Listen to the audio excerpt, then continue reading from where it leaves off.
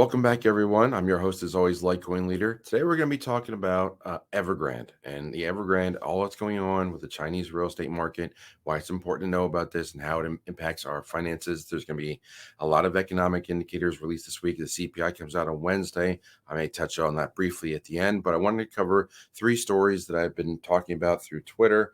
Joanna's been helping me as usual on Twitter. Let me share my screen. There we go. So here's my Twitter page. You can see I've got some videos up here, but also as I scroll through here, and I get too many windows open like usual. So yeah. So scrolling through here, you can see that I started to post Evergrande stories. So Evergrande Group ordered to pay $1.1 billion. That video is also right here. So it's a Forbes video that's talking about how Evergrande is they have to pay $1.1 billion to one of the guarantors. They're going to be selling some stock to make that payment. Let's see, I think it's right there. Yeah, they have to sell shares of this bank. I'm not going to try and pronounce it, but to pay off that guarantor. So one of their lenders took them to court and said, "I want my money," and the court said yes. But the other thing that I was tweeting out, and if you're not following me on Twitter, it's JPinnacle2. So I've got this Evergrande story, how Evergrande has failed to deliver the debt restructuring and how there's a property sector crisis. So let me start to walk through that. So let's start with this one. Okay. Evergrande has failed to deliver the debt restructuring plan it promised. They promised a debt restructuring by July 31st for restructuring their debt, leading to further concerns about the future of the world's most indebted debt developer. This also comes with growing mortgage boycott discussions, which I'm going to talk about briefly. Why is this important? Evergrande is massive. They have over 200,000 employees. They pulled in more than $110 billion in sales in 2020 and owns more than 1,300 developments in more than 280 cities. Many of its property projects have been delayed since last year because of the company's liquidity issues. Basically, they're running out of money. Analysts have long been concerned that a collapse of Evergrande could trigger wider risk for China's property market, hurting homeowners and the broader financial system. Real estate and related industries account for as much as 30% of GDP in China. So that's huge. Since Evergrande's default, several other major developers like Kaisa, Fantasia, and Shanghai-based Shimao Group have also sought protection from creditors.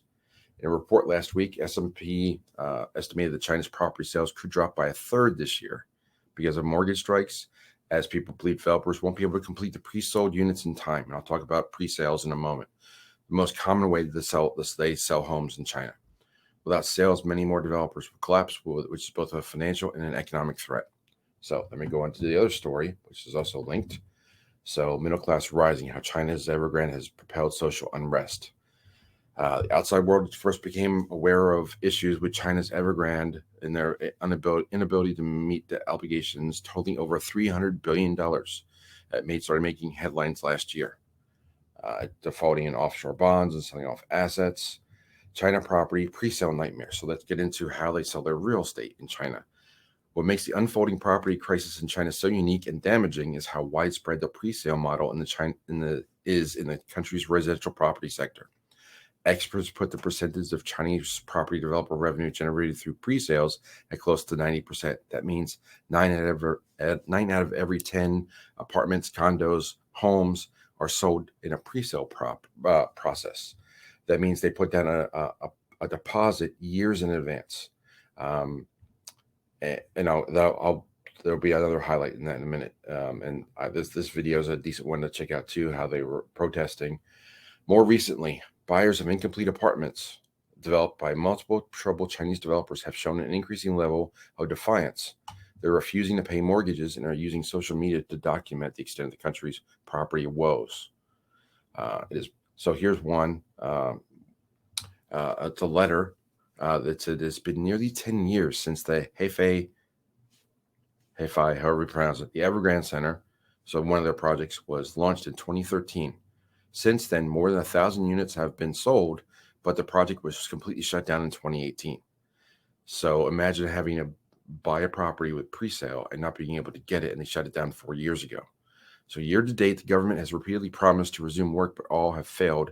Many owners have given feedback on their questions, but no government departments have given clear answers, just excuses.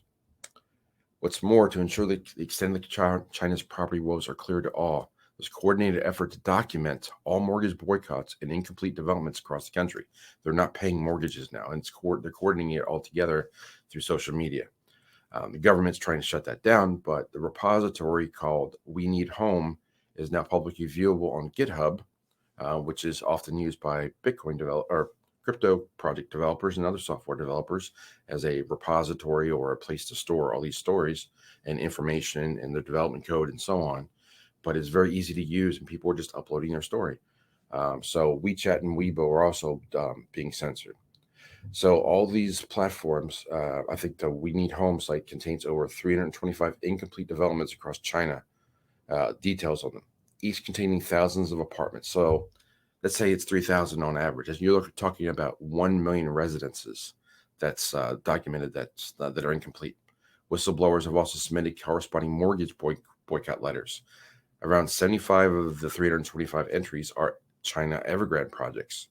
Other high-profile developers on the list include Sinek, Kaiser, and China Vanke. And like the other story, I think I highlighted it. Let me find that. Yeah, Kaiser, Fantasia, Shimao. So all these different groups are being affected. Let me wrap up a little bit more of the story. As reported by Asia Markets, anxious rural bank customers have been the latest to stage mass public protests over the inability to withdraw funds. I think I shared a story on that last week or two, but that's been out there. Lots of different stuff in the story. Again, you can find this story on Twitter, on my Twitter account. Again, JPinnacle too. China's social media was full of videos on Evergrande investors yelling inside headquarters and on the streets. I think this would have been certainly emboldened these protesting at the banks. This wouldn't have been seen 3 or 4 years ago. In fact, now we have property buyers refusing to pay their loans and using internet platforms like GitHub to coordinate their efforts in something I've not seen before. There's something changing. This is a China-based social media analyst, so they're not actually giving out their name. They want to dox the guy. Obviously, in China, that would not be good. I've also watched with interest on social media the criticality of what's going on in Taiwan. The middle class uprising comes ahead of the 20th National Congress of the CCP, in which President Xi is trying to get elected to an unprecedented third term. Disgruntled middle class could embolden factional rivals, which is why many expect Xi to introduce measures to address frustrations, including a full-scale bailout for property investors. What does that mean? The cost is going to be immense. Estimates put the value of Chinese residential presale property sold since 2020 at around $5 trillion US. If only 20% is needed to bail them out, the CCP will have to come up with $500 billion US. So let me drop out of sharing the screen. There's my Twitter again. So there we go. What does this all mean?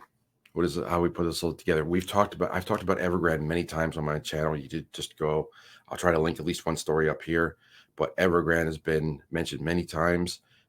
It's part of the global economy, and the U.S. is not out of this. There's projects we talked about, Tether being involved, Evergrande most likely, other banks buying the bonds in China. And China often has been buying our debt. They come over and buy our treasuries, and they've stopped doing that. That's why the Treasury, I think the Treasury is buying the Federal Reserve, and we're buying our own debt, which isn't working. It just creates more dollars and creates more inflation, which we're going to talk about CPI on Wednesday. Now, CPI is going to be announced on Wednesday. I think last month it was 9.1. Before it was around 8.5. I think that my guess, if I was to hazard a guess, is it's going to be below 9, but not below the previous number. So they'll probably put out a story like CPI drops 5%, which would probably put it like 8.6, 8.7, somewhere in there. That's my guess, 8.6 or 8.7 of what they'll announce on Wednesday, because they've been pushing down the gas prices artificially by releasing reserves and so on. But we have about 3 months until the elections that are coming. It's August, September, October, November, 3 months. So you have maybe 2 CPI.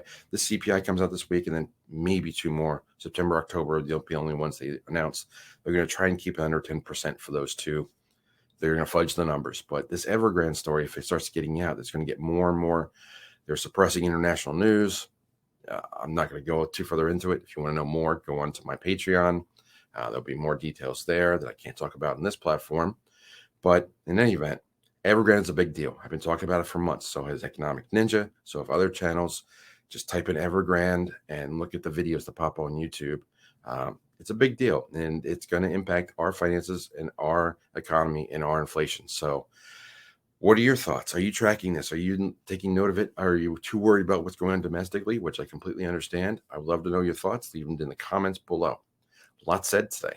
I'm going to close the drawer on the bureau. Say follow leader one more time. I will talk to you soon. Take care.